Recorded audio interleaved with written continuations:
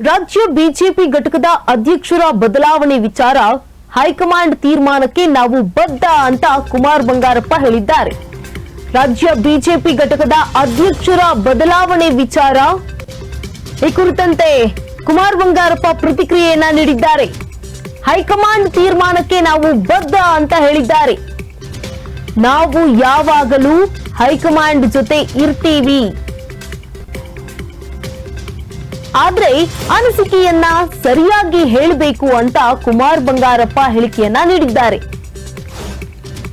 ಲೋಕಸಭೆ ಚುನಾವಣೆ ಬಳಿಕ ಏನಾಯಿತು ಅಂತ ಕಾದು ನೋಡಬೇಕಿದೆ. ರಾಜ್ಯದಲ್ಲಿ ಮೂಡ ಹಗರಣ ಒಂದೇ ಅಲ್ಲ, ಅನೇಕ ವಿಚಾರಗಳಿವೆ.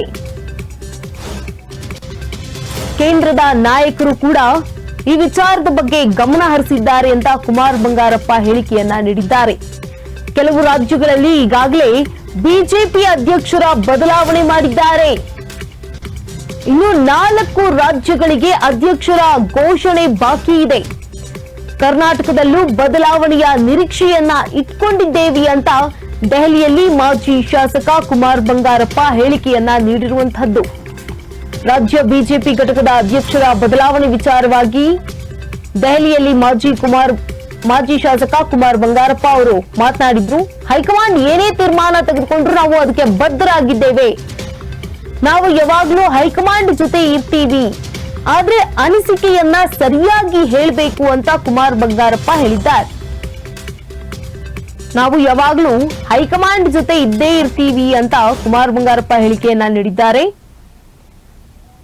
ಅನಿಸಿಕೆಯನ್ನ ಸರಿಯಾಗಿ ಹೇಳಬೇಕು. ಲೋಕಸಭಾ ಚುನಾವಣೆ ಬಳಿಕ ಏನಾಯ್ತು ಅಂತ ಕಾದು ನೋಡಬೇಕಿದೆ. ರಾಜ್ಯದಲ್ಲಿ ಮೂಡ ಹಗರಣ ಒಂದೇ ಅಲ್ಲ, ಅನೇಕ ವಿಚಾರಗಳು ಕೂಡ ನಡೀತಾ ಇದೆ. ಈ ಎಲ್ಲಾ ವಿಚಾರಗಳ ಬಗ್ಗೆ ಕೇಂದ್ರ ನಾಯಕರು ಗಮನವನ್ನ ಹರಿಸಿದ್ದಾರೆ. ಕೆಲವು ರಾಜ್ಯಗಳಲ್ಲಿ ಬಿಜೆಪಿ ಅಧ್ಯಕ್ಷರ ಬದಲಾವಣೆಯನ್ನ ಕೂಡ ಮಾಡಿದೆ.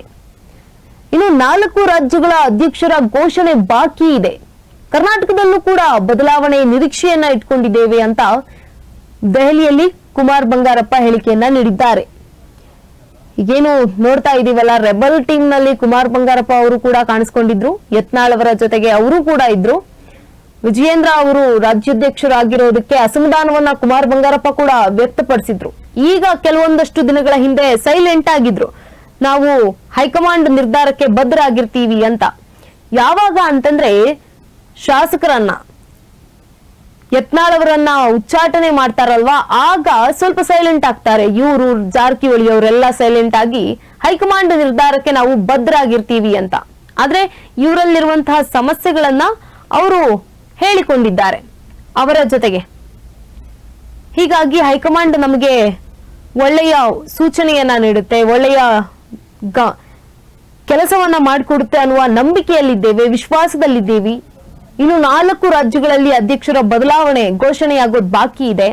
ಕರ್ನಾಟಕದಲ್ಲೂ ಕೂಡ ಬದಲಾವಣೆ ಆಗುತ್ತೆ, ಈ ನಿರೀಕ್ಷೆಯನ್ನ ನಾವು ಇಟ್ಕೊಂಡಿದೀವಿ ಅಂತ ದೆಹಲಿಯಲ್ಲಿ ಮಾಜಿ ಶಾಸಕ ಕುಮಾರ್ ಬಂಗಾರಪ್ಪ ಹೇಳಿದ್ದಾರೆ.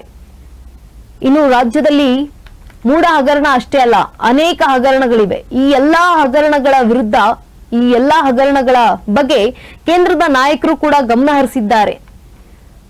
ಈ ಒಂದು ಹೇಳಿಕೆಯನ್ನ ಕೂಡ ಹೇಳಿದ್ದಾರೆ ಕುಮಾರ್ ಬಂಗಾರಪ್ಪ. ಹೈಕಮಾಂಡ್ ಜೊತೆ ನಾವು ಇರ್ತೀವಿ, ನಮ್ಮ ಅನಿಸಿಕೆಯನ್ನ ನಾವು ಸರಿಯಾಗಿ ಹೇಳಿದ್ದೇವೆ, ಎಲ್ಲರೂ ಹೇಳಿದ್ದಾರೆ. ಹೈಕಮಾಂಡ್ ಏನೇ ನಿರ್ಧಾರ ತಗೊಂಡ್ರು ಕೂಡ, ನಾವು ಏನೇ ತೀರ್ಮಾನ ತಗೊಂಡ್ರು ಕೂಡ ನಾವು ಅದಕ್ಕೆ ಬದ್ಧರಾಗಿರ್ತೀವಿ, ಹೈಕಮಾಂಡ್ ಜೊತೆ ಇರ್ತೀವಿ ಅಂತ ದೆಹಲಿಯಲ್ಲಿ ಕುಮಾರ್ ಬಂಗಾರಪ್ಪ ಹೇಳಿಕೆಯನ್ನ ನೀಡಿರುವಂತದ್ದು.